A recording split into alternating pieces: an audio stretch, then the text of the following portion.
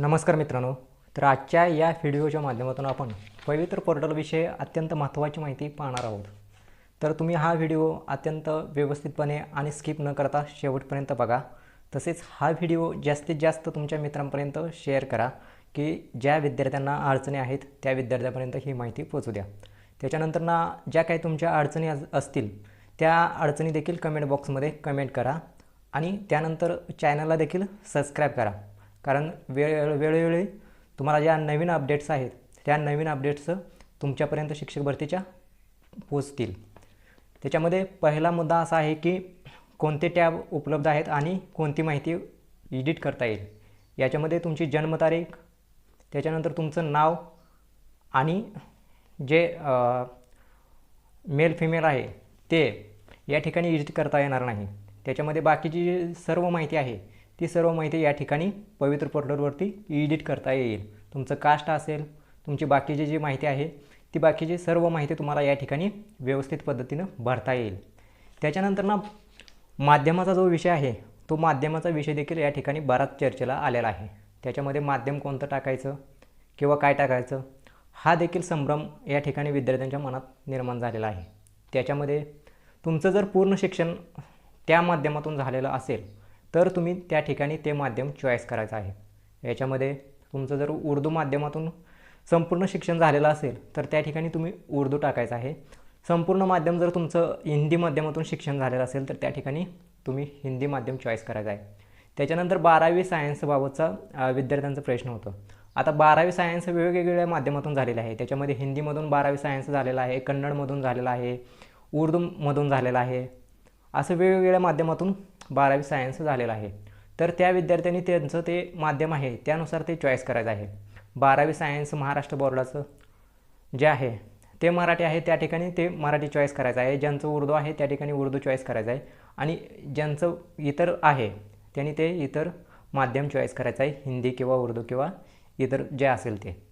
त्याच्यानंतर 12वीला सायन्सला जे सब्जेक्ट आहेत ते सब्जेक्ट सर्व इंग्रजी होते.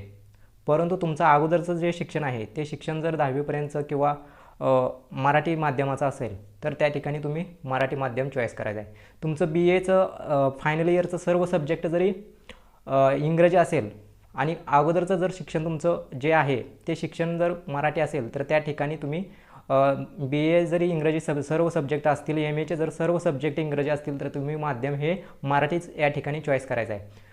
आता जे माध्यम पूर्ण इंग्रजी माध्यमाच्या ज्या शाळा आहेत CBSE किंवा इतर ज्या शाळा आहेत किंवा मनपा असेल, मुंबई मनपा, त्यांना त्या ठिकाणी पूर्ण माध्यमाचे शिक्षक पाहिजे असतात. म्हणजे ज्यांचं पूर्ण माध्यमातून शिक्षण झालेलं आहे त्या ठिकाणी ते कॅन्डिडेट त्यांना हवे असतात. त्या ठिकाणी पूर्ण माध्यमाचं तुमचं जे शिक्षण आहे ते शिक्षण त्या ठिकाणी पूर्ण शिक्षण इंग्रजीमधून झालेलं असणं आवश्यक आहे. त्यामुळं त्या ठिकाणी तुम्ही चॉईस करताना व्यवस्थित पद्धतीनं चॉईस करायचं आहे. ज्यांचं पूर्ण इंग्रजी माध्यमातून झालेलं असेल त्यांनीच ते इंग्रजी माध्यम चॉईस करायचं आहे. त्याच्यानंतर BA MA जर माध्यम जर तुमचं सब्जेक्ट जर तर आता टॅबमध्ये माहिती भरताना विद्यार्थ्यांना अडचणी यायला लागलेत. त्याच्यामध्ये जे सर्टिफिकेट नंबर नसणे, वेगवेगळ्या डेट मागे पुढं असणं. आता काही विद्यार्थ्यांची कागदपत्रे गहाळ झालेली होती, त्यानंतर त्यांचं पासिंग डेट मागचं आहे परंतु कागदपत्र जे नवीन काढलेले आहे त्याची नवीन डेट आहे ते पुढची डेट आहे. म्हणजे आता याच्यामध्ये जे शैक्षणिक आणि व्यावसायिक कार्यरत आहे ते 12/2/2023चे पाहिजे आणि तुमची जे कागदपत्र आहे त्या कागदपत्र देखील 31 मार्चच्या अगोदरची पाहिजेत. याच्यामध्ये 31 मार्चच्या अगोदरची सर्व कागदपत्रे त्या ठिकाणी तुम्हाला अपलोड करायचे आहेत आणि 12/2ची शैक्षणिक आणि व्यवसायिक कार्यरत त्या ठिकाणी तुम्हाला असणं आवश्यक आहे. त्याच्यामध्ये CTETचा जो प्रॉब्लेम आहे तो CTETच्या प्रॉब्लेमसाठी त्यांनी अफेअरसाठी तो विषय फक्त वगळण्यात आलेला आहे. नाहीतर इतर जी सर्व कागदपत्रे आहेत ती सर्व कागदपत्रे 31 मार्चच्या अगोदरची पाहिजेत. त्याच्यानंतर B.Ed धारकांना 1ली ते 5वीसाठी प्राधान्यक्रम द्यायचा किंवा न द्यायचा याबाबत देखील मुलांच्या मनात संभ्रम आहे. याच्यामध्ये सुप्रीम कोर्टाचा जो निकाल लागलेला आहे तो सुप्रीम कोर्टाचा निकाल बघितला असता त्याच्यामध्ये B.Ed धारकांना 1ली ते 5वीला अलाउड केलेलं नाही आणि महाराष्ट्र शासनाने देखील याच्यामध्ये स्पष्टपणे सूचना देण्यात आलेल्या नाहीत की पोर्टलवरती नोंदणी करायची किंवा नाही. त्यामुळं सद्यस्थितीत याच्याबाबत संभ्रम आहे.